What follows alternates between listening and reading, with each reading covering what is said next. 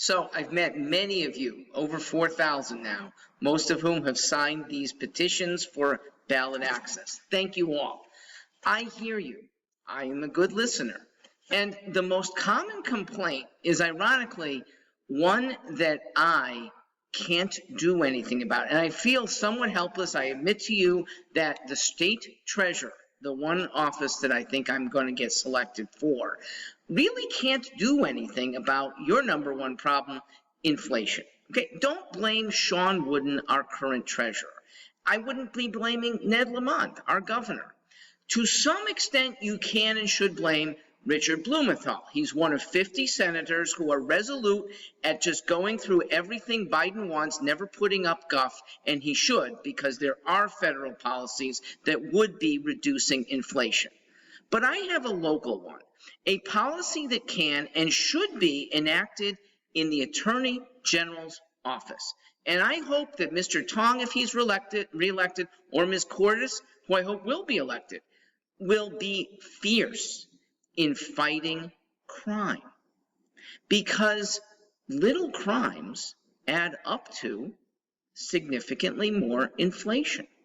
Take shoplifting, for example. Yeah, a little crime, but when it doesn't get enforced against, it proliferates.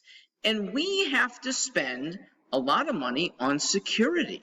Personal security for one, but stores. Haven't you seen how many more people have to be in stores as security officers? I mean, there's a whole position now for security as a full-time employment, and then there's part-time people who stand watch and have to report. But unfortunately, the people that they report for true crimes don't get prosecuted. Worst that gets happened is, son, you're not coming back to this store. Okay, and then the miscreant goes elsewhere, knowing that he's not going to do any jail time. Well, I believe we need an attorney general and prosecutors who will fight crime, even if it's by juveniles, ferociously. And we shouldn't be hearing, or we should just turn them away if we do hear, oh, but the person you arrested was raised without a father. Well, I feel for that young man, usually it's male, but I feel for society more. A society that has fewer worries is happier and is more prosperous. An adult who's shoplifting deserves jail time, not just a police report. Shoplifting should be prosecuted. Now, there's white-collar crime that I would like our attorneys general to go after fiercely as well, okay? Cyber criminality, hard to detect, but once found, those people should be in jail. And if those people are controlled by internationals, it's a Bulgarian ring, well, at least prosecute so that if they set foot on our shores, they do go to jail eventually. Get the small fry who are here.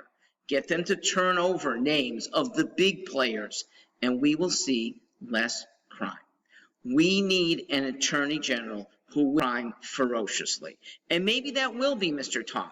We haven't seen it strongly, but we haven't seen it from anyone, okay? I haven't seen strong willingness to fight from George Jepsen, from Richard Blumenthal, from Claire Riddle, from Joe Lieberman, from Carla Jello, and yeah, I was only 14 at the time, but even from Robert Killian, okay? Before that, maybe I was a child at that point.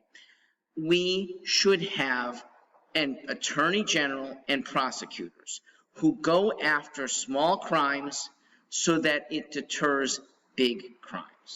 Fight criminals ferociously. Now, I have something for the people who are ex-criminals.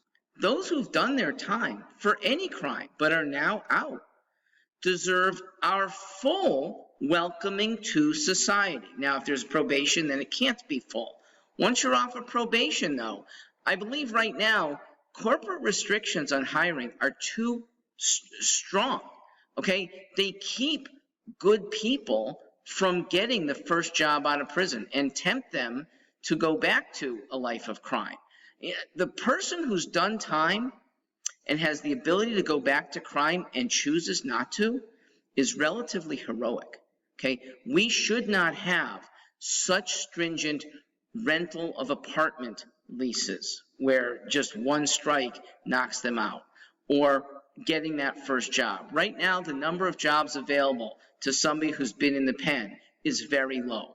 We should change that, and that includes even in government service. He's done his time. We have an abundance of people to observe to see whether he is on the straight and narrow at this point. And at that, we should be rewarding, embracing, and fully rehabilitating. I'm Mark Stewart. Thanks for listening here.